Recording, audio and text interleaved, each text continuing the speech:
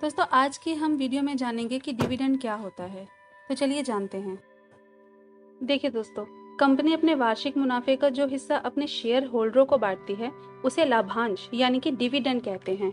दोस्तों इसे आमतौर पर ना शेयर की फेस वैल्यू के प्रतिशत या रुपए प्रति शेयर के हिसाब से दर्शाया जाता है। तो चलिए मैं आपको ना उदाहरण से समझाती हूँ कि मान लो कि आपने किसी ABC लिमिटेड कंपनी के 100 शेयर्स 10 रुपीज प्रति शेयर के भाव से खरीदे। तो और अब अगर कंपनी वार्षिक मुनाफे के रूप में 20% या 2 रुपए प्रति शेयर डिविडेंड घोषित करती है तो दोस्तों आपको 200 रुपए मिलेंगे यानी डिविडेंड के रूप में।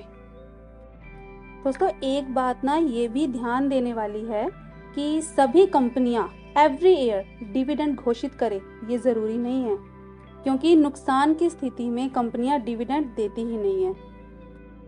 कई कंपनियां वार्षिक लाभांश को 2 भागों में बांट देती है, जो कि एक है इंटरिम और दूसरा है फाइनल। मोस्टली कंपनियां क्या करती हैं कि 10 से 30% तक ही डिविडेंड घोषित करती हैं।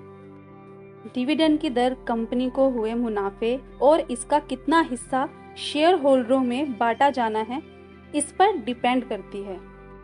दोस्तों अगर एक आम नियम बनाएं तो आप पाओगे कि जो भी शेयर आपने बाय किया हुआ है उस शेयर के बाजार में चल रहे भाव का लगभग 1 से 2% मूल्य आप डिविडेंड पाने की अपेक्षा कर सकते हैं।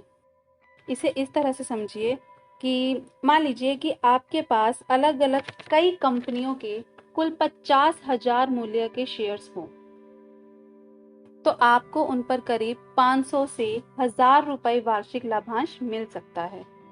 और इस प्रकार दोस्तों आप लाभांश से होने वाली अपनी आमदनी का अनुमान पहले से ही लगा सकते हैं। तो दोस्तों अगर हमारा ये वीडियो आपको अच्छा लगे तो please like, subscribe and share ज़रूर कीजिएगा।